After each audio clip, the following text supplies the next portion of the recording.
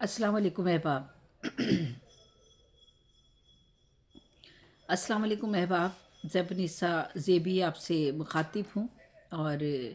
दीनी अहकाम में हमने इससे कबल बहुत से प्रोग्राम किए हैं। प्रोग्राम क्या किए हैं, जो कुछ पढ़ा है उसे आप तक भी पहुँचाने की कोशिश की है। जो सीखा, पढ़ा, जाना, समझा, उसे आप तक पहुँचाने की कोशिश की। और आज दीनी अहकाम में जो मेरा मौजू है वो है हमारा कुरान मजीद। कुरान मजीद का तारुफ़ और उसके फ़ज़ाइल। कुरान मजीद जो है वो के मायने हैं पढ़ी हुई किताब। पढ़ी हुई किताब भी इसके मायने हैं। और ये अल्लाह ताला का कलाम है, जो कि हज़रत मोहम्मद सल्लल्लाहु अलैहि वसल्लम जो हमारे आखिरी नबी और रसूल है, और जिनके बाद नबूवत का सिलसिला ख़त्म हो गया, ख़ातिमुल नबी हैं, आप पर ये जिब्रील अमीन अलैहिस्सलाम के ज़रिए नाजिल हुआ और हम तक पहुंचा। और इसकी अमली शक्ल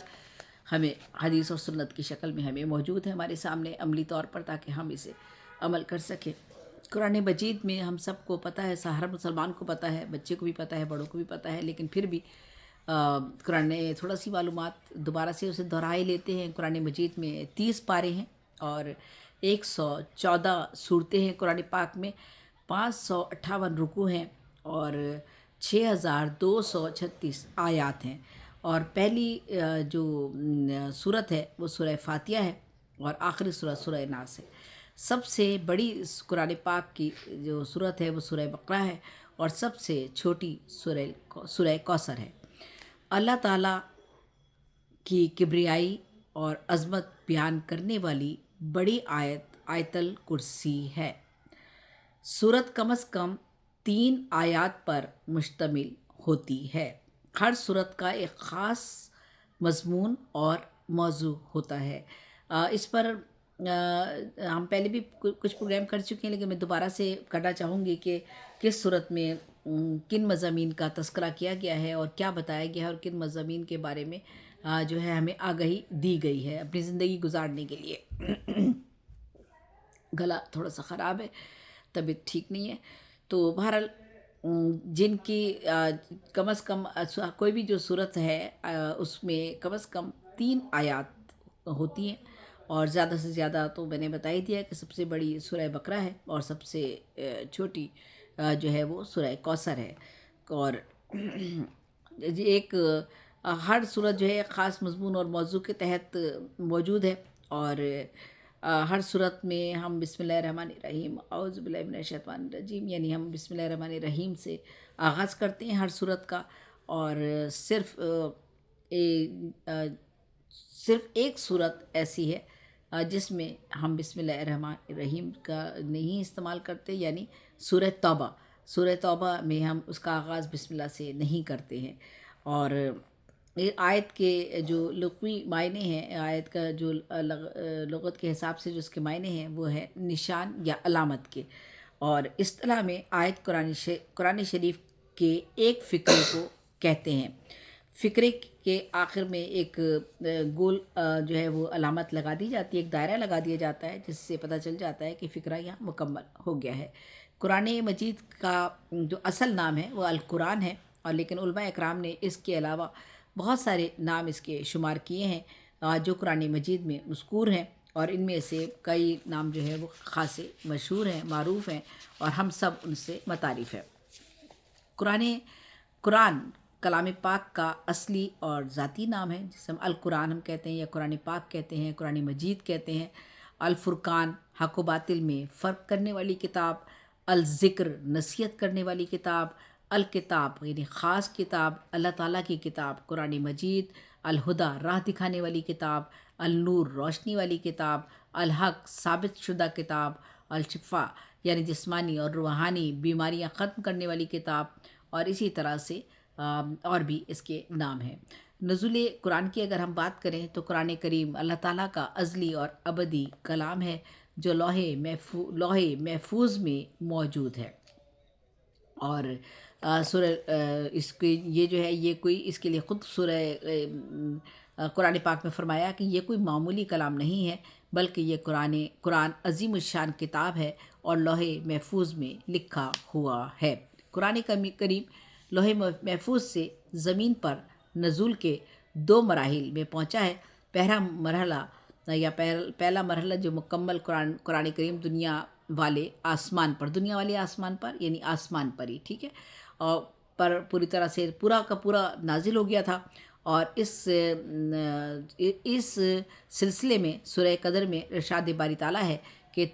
ہم نے اس قرآن کو شب قدر میں نازل کیا۔ دوسرا مرحلہ اس کے بعد ضرورت اور موقع کی مناسبت سے وقتاً فوقتاً حضرت جبرائیل علیہ السلام اللہ تعالیٰ کے حکم سے حضرت محمد صلی اللہ علیہ وآلہ وسلم ختم النبی پر مختلف آیتوں اور صورتوں کی صورت میں قرآن پاک جو ہے وہ لاتے رہے، نزول اس کا ہوتا رہا حضور پر، جو اس کا بتدریج عرصہ جو ہے وہ 22 سال اور کچھ ماہ جو ہے وہ بتایا گیا ہے، یعنی تقریباً 22 سال میں یہ قرآن پاک جو ہے وہ نازل ہوا ہے، جس میں سے 12 سال کچھ مہینے مکہ مکرمہ میں ہجرت سے پہلے نازل ہوا قرآن پاک، اور باقی دارالہجرت یعنی مدینہ منورہ میں ہجرت کرنے کے بعد باقی قرآن کا حصہ جو ہے وہ نازل ہوا۔ تدریجی نزول جو ہے قرآن کریم کے نزول کا جو دوسرا مرحلہ ہے، یعنی تدریجی مرحلہ وار یہ کہلاتا ہے۔ ارشاد باری تعالیٰ ہے کہ ہم نے قرآن کو تھوڑا تھوڑا کر کے نازل کیا تاکہ تم لوگوں کو ٹھہر ٹھہر کر پڑھ کر سناؤ۔ ہم نے اس کو آہستہ آہستہ اتارا۔ الاسراء میں سورہ میں اس کا ذکر کیا گیا ہے۔ اور قرآن کریم کے تدریجی انداز میں نزول کی درج ذیل حکمتیں تھیں، یعنی کیوں اس طرح سے قرآن پاک آیا، قرآن پاک پورا کا پورا کیوں ایک ساتھ نہیں آیا اور کیوں تھوڑا تھوڑا کر نازل ہوا، اس کی کچھ حکمتیں ہیں۔ وہ حکمتیں یہ ہیں کہ قرآن کریم کو یاد کرنا آسان ہو گیا، جب تھوڑا تھوڑا کر کے قرآن جب آتا رہا، نزول ہوتا رہا، تو وہ صورتیں وہ آیتیں اور جو تھے وہ صحابہ اکرام نے بھی یاد کر لیں، اور حضور صلی اللہ علیہ وآلہ وسلم پر نازل ہوا تو یہ قرآن کریم کو یاد کرنا آسان ہو گیا۔ مختلف احکامات جو قرآن کریم میں موجود ہیں، انسانی طبیعتوں کو ان پر عمل کرنے کے لیے رفتہ رفتہ آمادہ کیا گیا ہے، کیونکہ ہمیں پتہ ہی ہے کہ قرآن سے قبل اور وہاں پر جو صورتحال تھی وہ کیا تھی، اور ایسے حالات میں قرآن کا جب نزول ہوا اور اس کو جب لوگوں کو اس کی طرف راغب کرنے کی کوشش کی گئی، تو لوگوں کا ایک دم سے راغب ہونا بہت مشکل ہوتا ہے۔ آپ کسی بھی ماحول سے میں پلے بڑے ہوں تو وہاں سے ان چیزوں کو جو آپ کو اگر کچھ آپ کے اطراف میں اگر کچھ چیزیں غلط ہیں، کچھ اچھی ہیں، تو سب کے سب آپ کے تحت الشعور میں موجود ہوتی ہیں اور آپ انہیں کو درست سمجھ رہے ہوتے ہیں۔ تو یہ قرآن پاک کا مقصد یہ بھی تھا کہ جب آپ قرآن پاک کو تھوڑا تھوڑا کر کے نازل کریں گے، تو جب آپ کا جو قدیم عادات ہیں لوگوں کی، جو قدیم لوگوں کے رسم و رواج ہیں، یا ان کی ایسی روایات یا ایسی چیزیں جو کہ اچھائی اور بہتری کے لیے نہیں ہیں، ان کے لیے ان عادات کو ترک کرنا لوگوں کے لیے اگر ایک دم سے انہیں کہا جائے گا تو بہت مشکل ہو جاتا اور وہ نہ مانتے۔ جبکہ ہمیں پتہ ہی ہے کہ جب قرآن پاک آیا اور حضور صلی اللہ علیہ وآلہ وسلم نے جب اس کا اسلام کی تعلیمات لوگوں کو دینی شروع کی تو کس طرح سے ان کو تکالیف کا سامنا کرنا پڑا۔ تو مقصد یہی تھا کہ قرآن کو تھوڑا تھوڑا کر کے نازل کیا جائے تاکہ لوگوں تک وہ پہنچتا رہے اور لوگ اس پر ان کے احکامات پر عمل کرنے میں انہیں کوئی مشکل کا سامنا نہ کرنا پڑے، اور ان کو سمجھ آ جائے آسانی کے ساتھ کہ ہاں یہ بات درست کی گئی ہے اور اس بات کا ہماری زندگی پر کیا اثر ہو سکتا ہے، یا ہماری زندگی میں کیا کیا تبدیلیاں آ سکتی ہیں، یا ہم کس طرح ایک اچھی زندگی گزار سکتے ہیں، دنیاوی اور آخرت کی زندگی۔ اس کے علاوہ قرآن کریم کو جو تدریجی شکل میں نازل ہوا، یعنی تھوڑا تھوڑا کر کے نازل کیا گیا، اس کا مقصد یہ بھی تھا کہ مخالف لوگوں کی تکلیفیں اور اذیتیں جب حد سے بڑھ جاتی تھیں اور تو پھر کوئی وہی نازل کی جاتی تھی تو مسلمانوں کے دلوں کے لیے تسلی کا سبب ہوتی تھی، ان کو تسکین ملتی تھی، انہیں اللہ کی طرف سے ایک ڈھارس ملتی تھی اور ایک حوصلہ ملتا تھا کہ اللہ تعالیٰ نے جو ان پر جو یہ چیزیں آ رہی ہیں ان کے بارے میں اللہ تعالیٰ جانتا ہے اور اسے پتہ ہے کہ ان سب تکلیف کا اور مسائل کا اور مصائب کا میرے ماننے والوں کو، میرے پیروکاروں کو اور میرے نبی کی ہدایات پر عمل کرنے والوں کو سامنا کرنا پڑے گا۔ تو مختلف اوقات میں لوگوں کی طرف سے سوالات پوچھنے پر بھی ان کو بروقت جواب دینے سے قرآن کریم کی حقانیت ثابت ہوتی ہے۔ جیسے ہی بہت بہت دفعہ ایسا مرتبہ ہوا کہ حضور صلی اللہ علیہ وآلہ وسلم سے جب لوگوں نے سوالات پوچھنے شروع کیے، اکثر ہوتا تھا ان سے گفتگو کرتے تھے، سوال پوچھتے تھے، بہت سے لوگ اعتراضات بھی کرتے تھے، بہت تکلیف کا وقت تھا جب وہ حضور کا ہم سب کو یہ علم ہے. تو آپ کے لیے اس وقت بھی جب قرآن فوری طور پر قرآن کی کوئی صورت کوئی آیت جو تھی وہ نازل ہوتی تھی اور وہ اللہ ان سوالوں کا جواب ہوتی تھی. یہ قرآن کریم کی حقانیت کو ثابت کرتی ہے.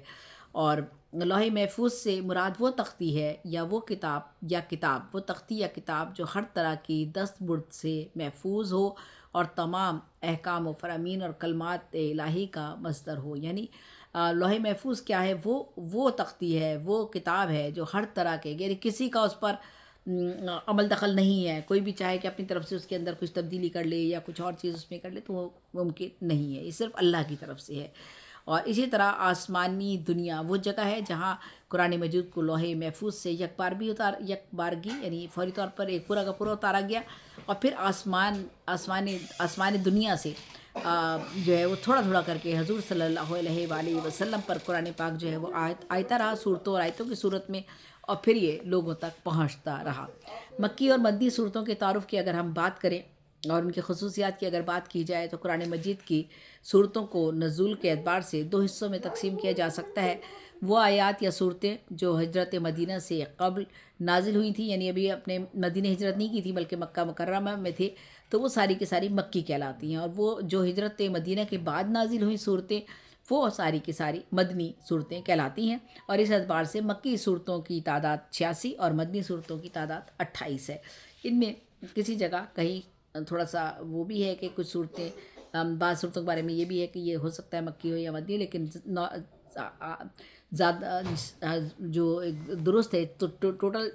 کل صورتیں تو 114 ہیں. تو اسی اعتبار سے جو ہے مکی صورتوں کی تعداد 86 بتائی جاتی ہے اور مدنی صورتوں کی 28. مندرجہ سے یہ تمام کی تمام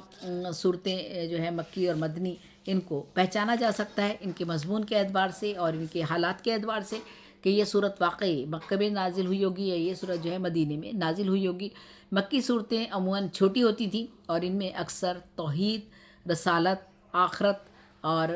مجمل احکام، تمام کے تمام دین، عبادات اور سابقہ امتوں کے واقعات، انبیاء اسلام اور انبیاء اکرام علیہ السلام کے قصے بیان کیے گئے تھے جو مکی صورتیں تھیں. جبکہ مدنی صورتیں جو تھیں وہ بڑی تھیں، ان میں زیادہ تر شریعت کے تفصیلی احکامات موجود ہیں. مکی دور کی صورتیں اور آیات میں اہل ایمان کو ان کے فرائض بتائے گئے تھے. جو مکی دور کی صورتیں تھیں اور آیات تھیں ان میں جو اہل ایمان تھے ان کو ان کے فرائض بتائے گئے تھے اور گمراہ لوگوں کو گزشتہ اقوام کے انجام سے خبردار کیا گیا تھا.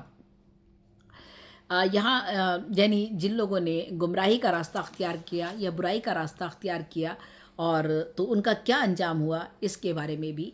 قرآن پاک میں بار بار صورتوں میں بتایا گیا تاکہ لوگ جو ہے اس سے سبق حاصل کر سکیں اور اچھائی کے راستے پہ چل سکیں اور یہ جان سکیں کہ اگر آپ کا عمل کوئی غلط ہوگا یا آپ کوئی غلط عمل کریں گے یا برا عمل کریں گے کسی کے ساتھ تو اس کی سزا یہ ہوئی اور اس طرح آپ کو اس برائی سے بچنے میں آسانی ہو جائے گی.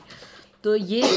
کہا جاتا ہے کہ اکثر ہم یہ بھی بات کر رہے ہوتے ہیں، میں بات تو یہاں ہم دین کے حوالے سے بات کر رہے ہیں لیکن میں اسی دین کے حوالے سے ایک بات کرتے کرتے ایک بات ذہن میں آئی ہے. ہم کہتے ہیں کہ ہمیں نگیٹیوٹی نہیں پھیلانی چاہیے. اکثر بات یہی ہوتی ہے ہمیں برائیوں کو اجاگر نہیں کرنا چاہیے، ہمیں اچھائیوں کو اجاگر کرنا چاہیے اور جو ہے وہ ان چیزوں کو نہیں بتانا چاہیے. لیکن قرآن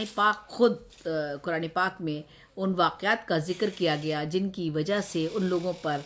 جو تھے جب انہوں نے گمراہی کا راستہ اختیار کیا یا بدی کا راستہ یا برائی کا راستہ اختیار کیا تو اس کی سزا کیا ملی انہیں، یہ بتایا گیا. تو اس کا مطلب ہے کہ ہماری زندگی میں دونوں چیزوں کی بڑی اہمیت ہے کہ اگر ہمیں جب تک یہ نہیں پتہ ہوگا کہ کسی چیز کا نقصان کیا ہو سکتا ہے تو ہم کیسے اس سے بچیں گے. تو یہ ضروری ہے کہ اگر آپ کے معاشرے میں کوئی برائی ہے یا سماج میں آپ کی کوئی برائی ہے تو اس کی نشاندہی کے ساتھ ساتھ اس کی اصلاح کا بھی کوئی نہ کوئی آخر میں کوئی نتیجہ سامنے ہونا چاہیے، کوئی حاصل اس کا سامنے آپ کے ہونا چاہیے تاکہ لوگ اس سے اصلاح کا راستہ اختیار کر سکیں. تو یہ مدنی صورتیں جتنی بھی مکی دور کی صورتیں اور آیات میں اہل ایمان کو ان کے فرائض کے بارے میں بتایا گیا تھا اور گمراہ لوگوں کو گزشتہ اقوام کے انجام سے خبردار کر دیا گیا تھا کہ جب کہ مدنی صورتیں اور آیات میں تفصیلی احکام بتائے گئے ہیں. جو مدنی صورتیں تھیں اور جو آیات تھیں ان میں تفصیل کے ساتھ بتایا گیا. میں نے بتائی دیا کہ جو مکے میں صورتیں نازل ہوئی تھیں وہ مختصر تھیں، چھوٹی ہوتی تھیں، جبکہ مدینے میں جو تھیں صورتیں ان کو بہت تفصیل کے ساتھ بتایا گیا، اور ان میں بہت زندگی گزارنے کے جتنے بھی شریعت کے احکام تھے، شرعی احکامات تھے، ان کی وضاحت کی گئی تاکہ لوگوں کو آسانی ہو سکے اور زندگی گزارنے کا ان کو پتہ چل سکے، ان کو اپنی زندگی کا مقصد پتہ چل سکے، اللہ تعالیٰ نے انسان کو کیوں دنیا میں بھیجا ہے، اس کے بارے میں بھی اس کو پوری طرح سے وضاحت اس کو قرآن پاک سے مل سکے. تو جب جیسے زکوٰۃ ہے، حج ہے، جہاد ہے، قتال کے مسائل ہیں اور جرائم کی سزائیں ہیں، یہ ساری کی ساری اور زندگی کے مختلف گوشے، سماجی، معاشی، خاندانی نوعیت کے احکامات اور مختلف بنیاد پر اس میں مدنی دور میں ان ساری چیزوں کا تذکرہ کیا گیا ہے اور ان کی ہدایات دی گئی ہیں، ان کے بارے میں اصول و ضوابط بتائے گئے ہیں، اور ان پر عمل کرنے کے لیے بھی طریقہ کار بھی حضور صلی اللہ علیہ وسلم نے، حضرت محمد صلی اللہ علیہ وآلہ وسلم نے عملی طور پر بھی پیش کر کے دکھایا. اب جہاں تک مکی صورتوں میں کا تعلق ہے تو مکی صورتوں میں مومنوں کے ساتھ زیادہ تر مشرکین کو خطاب کر کے سمجھایا گیا ہے، جبکہ مدنی صورتوں میں مسلمانوں کے ساتھ منافقین اور اہل کتاب کا بھی تذکرہ ملتا ہے. مشرکین کو بات کی گئی، مومنوں کے ساتھ مشرکین کی بات کی جاتی ہے مکی صورتوں میں، اور مدنی صورتوں میں مسلمان کے ساتھ منافقین کا ذکر آتا ہے اور اہل کتاب کا بھی تذکرہ ملتا ہے. اکثر مکی صورتیں جو ہیں ان میں کہا گیا کہ اے لوگوں کے الفاظ سے، اور مدنی صورتوں میں اے ایمان والو. جو مکے میں جو صورتیں مکی صورتیں ہیں یعنی مکے میں نازل ہوئی ہیں، ان کے لیے لفظ استعمال کیا گیا اے لوگوں کے الفاظ سے، اور مدنی صورتوں میں اے ایمان والوں کے الفاظ سے خطاب کیا گیا، کیونکہ جب مدینے میں جب قرآن پاک کا نزول ہوا، جب ہجرت بھی ہو گئی تو کافی بے شمار لوگ مسلمان ہو چکے تھے اور اسلام کی طرف راغب ہو چکے تھے اور اسلام پھیل چکا تھا. لیکن مکی دور میں چونکہ بہت ساری مشکلات کا سامنا کرنا پڑا اور اسلام جو ہے وہ اس کے پھیلنے کا دورانیہ جو ہے وہ اب بہت کم تھا، اور تو اس وجہ سے اس میں شروع کے لوگوں کو اے لوگوں کر کے مخاطب کیا گیا مکی صورتوں میں، اور بعد کی صورتوں میں اے ایمان والوں کہہ کر مخاطب کیا گیا، اور ان کو ہر طرح کی زندگی گزارنے کے اصول و ضوابط کی جو ہے وہ رہنمائی اس میں کی گئی مدنی صورتوں میں. قرآن کریم کی عظمت اور فضیلت کی اگر ہم بات کریں تو یہ وہ آخری الہامی کتاب ہے، جس طرح اللہ تعالیٰ کی ذات عظمت اور بزرگی والی ہے، اللہ کی ذات اور ہر نقص اور عیب سے پاک ہے. اسی طرح یہ کتاب بھی عظمت اور بلند شان والی ہے، کیونکہ اللہ تعالیٰ کی ہے، ہر قسم کی غلطی سے پاک ہے، تحریف اور تغیر سے پاک ہے. ارشاد باری تعالیٰ خود ہے، ارشاد باری تعالیٰ نے خود کہا الحجر میں صورت میں کہ بے شک یہ کتاب نصیحت ہم نے اتاری ہے، اور یقیناً ہم اس کے نگہبان ہیں. اس کتاب میں بے پناہ تاثیر ہے. جیسا کہ ارشاد باری تعالیٰ ہے کہ ترجمہ، اگر ہم یہ قرآن کسی پہاڑ پر نازل کرتے تو تم اس کو دیکھتے کہ اللہ کے خوف سے دبا اور پھٹا جاتا. اور یہ مثالیں ہم لوگوں کے لیے بیان کرتے ہیں تاکہ وہ غور کرے. سورۃ الحشر میں اس بات کا ذکر کیا گیا ہے، یعنی قرآن پاک جو ہے وہ جو نازل کیا گیا قرآن پاک، اس کے بارے میں اس کی حفاظت کی ذمہ داری خود اللہ تعالیٰ نے اور خود اس کی حفاظت کی ذمہ داری لی گئی ہے. اس کو کوئی نقصان کبھی نہیں پہنچ سکتا، نہ اس میں کوئی تحریف ہو سکتی ہے، نہ اس میں مطلب تحریف سے مراد یہ ہے کہ جو لوگ کریں گے وہ تو ہیں ہی، ان کے بارے میں تو کہہ ہی دیا گیا ہے. وہ میں بھی ایک نظم لکھ رہی ہوں، قرب قیامت کی نشانیاں ہیں، تو اس میں ذکر آ رہا ہے کہ 30 جو ہے وہ پیدا ہوں گے نبوت کے دعوے دار، 30 پیدا ہوں گے قیامت آنے سے قبل. تو بہرحال یہ سب چیزیں تو ہوں گی جو جھوٹے دعوے بھی کریں گے اور تحریف بھی کریں گے اور اپنے مطابق جو ہے ان صورتوں کو ڈھالنے کی کوشش کریں گے. تو بہرحال وہ تو اس کا تو ذکر حضور صلی اللہ علیہ وآلہ وسلم نے کر ہی دیا ہے، اور ان کا کیا انجام ہوگا اور پھر اس کے بعد کیا ہونا ہے وہ تو ایک الگ ایک موضوع ہے، اس پر انشاءاللہ پھر بات کریں گے. تو آج ہم قرآن ہی کے حوالے سے چونکہ بات کر رہے ہیں کہ قرآن کریم جو ہے وہ اس کی حفاظت کی ذمہ داری اللہ تعالیٰ نے دی ہے. اس میں کہیں اس کو کوئی نقصان نہیں پہنچ سکتا، اور نہ کہیں اس کو کوئی جو ہے اس میں کوئی ایسی چیز کی جا سکتی. اس لیے دیکھیں نا قرآن پاک جو ہے وہ سینوں میں محفوظ ہے. قرآن پاک ایک ایسی کتاب ہے جس کے اس دور میں بھی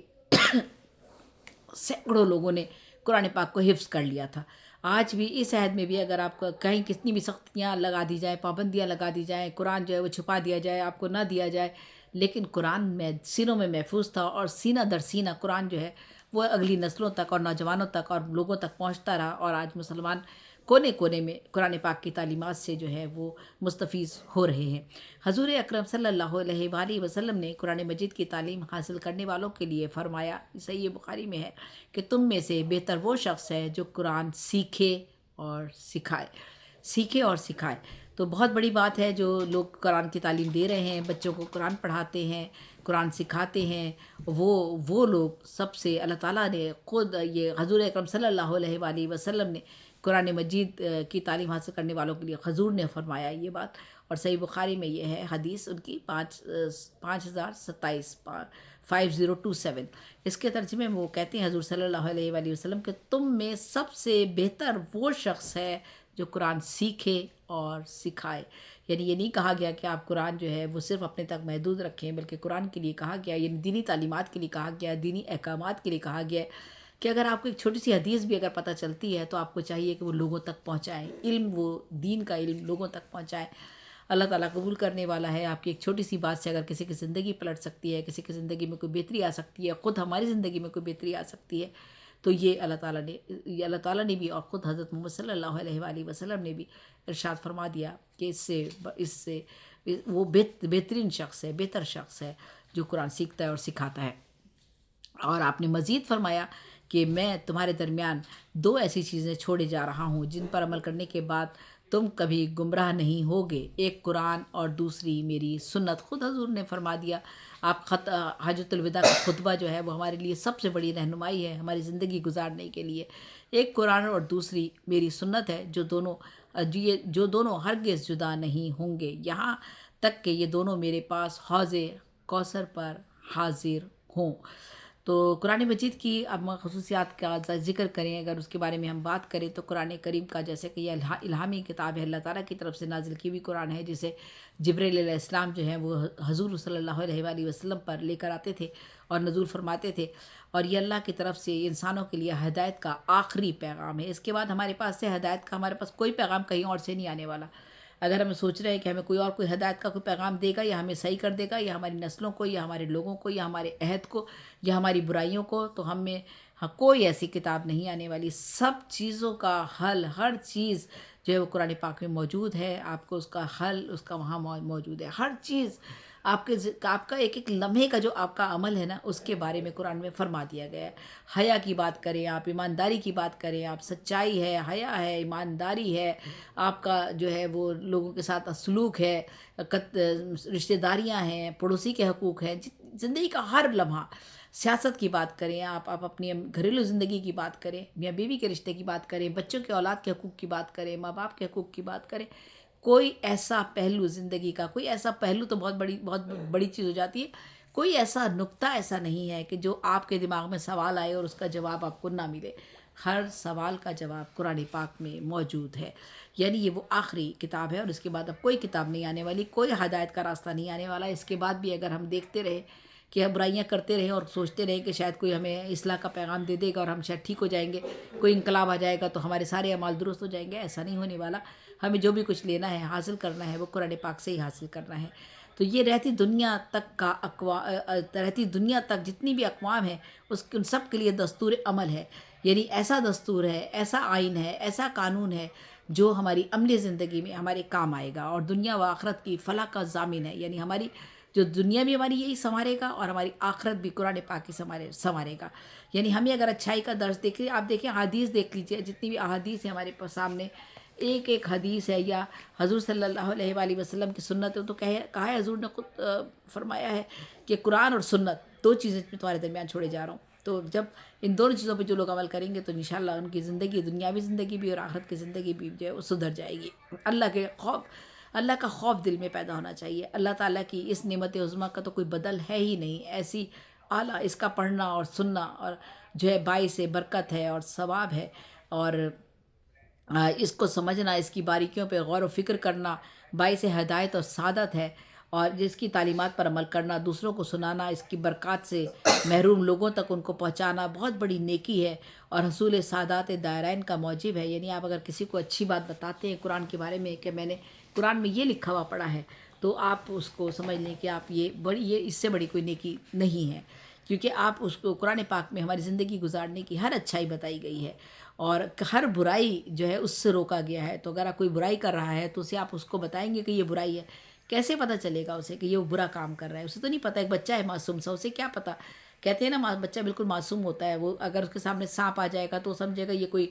کھلونا ہے، وہ اسے پکڑنے کی کوشش کرے گا، اسے تو نہیں پتہ۔ لیکن جب تک آپ اسے نہیں بتائیں گے کہ بیٹا یہ خطرناک جانور ہے، یا اس کو نہیں، جب تک اسے پتہ چلے گا یا اس کو کوئی بتانے والا نہیں ہوگا تو کیسے اس کو علم ہوگا؟ اسی طرح نہ صرف بچہ بلکہ انسان بھی، کیونکہ علم تو بہت ہے، علم کی وسعت جو ہے اس کو تو کہتے ہیں نا، اور کہ پورا سمندر ہے، اس میں سے ہمارے پاس تو چند قطرے علم ہے نا، ہمارے پاس تو ہے ہی نہیں علم۔ ہم کیا کہہ سکتے ہیں؟ کون دعویٰ کر سکتا ہے کہ ہمارے پاس علم ہے، زندگی کا علم ہے، یا روزمرہ ہمارے معاملات کو سمجھنے کا علم ہے ہی نہیں ہمارے پاس علم۔ لیکن یہ اچھائی اور برائی کا جو فرق ہے، حق اور باطل کا جو فرق ہے، سچائی اور جھوٹ کا جو فرق ہے، یہ ہمارا داری اور بے ایمانی کا جو فرق ہے، یہ سب ہر چیز کے بارے میں، ایک اگر اچھائی ہے صبح ہے تو شام ہے، اگر رات ہے اندھیرا ہے، تیرگی ہے تو روشنی ہے، تو ہر چیز کا ایک تضاد موجود ہے۔ تو آپ کو جب تک برائی سے آپ نہیں بھاگ سکتے اور اچھائی سے آپ فراریت اختیار نہیں کر سکتے۔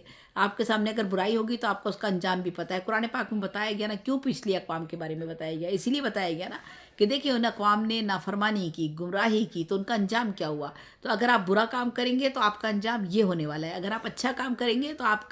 آپ کو اس کا صلہ کیا ملے گا؟ یہ صلہ آپ کو ملے گا۔ تو ہم سب کو اس سے ہدایت حاصل کرنی ہے، غور و فکر کرنا ہے اس کو۔ یہ ہمارے لیے ایک بہت بڑی سعادت ہے، بہت بڑا نعمت ہے ہمارے لیے کہ ہمارے پاس علم کا ایک ایسا خزینہ ہے جو ہمیں کسی اور کی طرف دیکھنے کی قطعی کوئی ضرورت نہیں ہے۔ اور قرآن کریم میں بھی بار بار ان سب چیزوں کے بارے میں بتایا گیا ہے کہ اس کا مقصد کیا تھا۔ اس کا جہاں تک قرآن پاک کا انداز ہے، اسلوب ہے، بہت ہی منفرد ہے۔ قرآن کریم کی سب سے بڑی فضیلت یہ ہے کہ یہ اللہ تعالیٰ کا کلام ہے، اس کا انداز اور اسلوب بھی بالکل منفرد ہے، یہ بےحد دلکش ہے، روح پرور ہے، ایک عجیب سی کیفیت طاری ہوتی ہے۔ اور جب آپ سن رہے ہوتے ہیں، کسی کو قرآن پڑھتے ہوئے سن رہے ہوتے ہیں، یا قرآن کی باتیں کرتے ہوئے سن رہے ہوتے ہیں، یا آپ کو جب کسی کو بتاتے ہیں کہ قرآن پاک میں یہ لکھا ہے، تو ایک عجیب سی کیفیت طاری ہوتی ہے کہ یہ میرے رب نے بتایا ہے، ہمیں تو یہ بات پتہ نہیں تھی، اچھا یہ اس طرح کرنے سے اس طرح سے ہو جائے گا۔ تو ایک جو اس کے مضامین ہیں، موضوعات ہیں، اور جو ان میں کوئی جو ہے کوئی تضاد نہیں ہے، کوئی تفاوت نہیں ہے، یہی بات اس کے برحق ہونے کے لیے کافی ہے۔ اللہ تعالیٰ فرماتا ہے بھلا یہ قرآن میں غور کیوں نہیں کرتے؟ اگر یہ اللہ کے سوا کسی اور کا کلام ہوتا تو اس میں بہت سے اختلافات پائے جاتے۔ سورہ نساء میں یہ بات کہی گئی ہے۔ تو اس میں تو اس میں ساری کا سارا چیزیں جو ہے وہ حق پر مبنی ہے، کیونکہ اللہ کی طرف سے یہ نازل ہوا ہے۔ حدیث شریف میں ہے کہ حضور اکرم صلی اللہ علیہ وآلہ وسلم نے ارشاد فرمایا کہ قرآن کی فضیلت دیگر کلام پر اس طرح ہے جس طرح اللہ تعالیٰ کو تمام مخلوق پر فضیلت حاصل ہے، اور جس طرح پوری کائنات میں اللہ تعالیٰ کو برتری اور عظمت حاصل ہے، اسی طرح اس کے کلام کو بھی بڑی عظمت اور فضیلت حاصل ہے۔ شک و شبہ سے یہ بالا تر کتاب ہے۔ قرآن کریم ابتدا ہی سے اپنی عظمت کا اعلان کر دیا تھا قرآن کریم نے، چنانچہ ارشاد باری تعالیٰ ہے کہ یہ کتاب یعنی قرآن مجید، اس میں کچھ شک نہیں ہے، اللہ کا کلام ہے، پرہیزگاروں کے لیے ایک رہنما کی حیثیت رکھتی ہے۔ اور قرآن مجید میں ساری کائنات کی تمام مادی، روحانی، دینی اور دنیاوی جتنے بھی تقاضے ہیں، اور جتنے بھی ہمارے زندگی کے دستور حیات ہے، ہماری دائمی اور عالمگیر کا قوانین جو بھی ہے ہماری زندگی گزارنے کے، آخرت کے، وہ سارے کے سارے اس میں بیان کر دیے گئے ہیں۔ قرآن کریم ہمیں زندگی کے تمام شعبوں میں ہمیں رہنمائی مہیا کرتا ہے، فراہم کرتا ہے، ہمیں ہر چیز کا اس میں درس ملتا ہے۔ اس میں انسانی زندگی کی حقیقت ہے، حلال اور حرام کی تمیز بتائی گئی ہے، خیر اور شر بتایا گیا ہے، عبادات کے مسائل بتائے گئے ہیں، عبادات کس طرح کرنی ہے اس کے لیے ہمارے پاس احادیث موجود ہیں، سنت ہمارے سامنے حضور کی موجود ہے، اور عبادات کے مسائل کے ساتھ ساتھ شرعی احکامات اس میں موجود ہیں،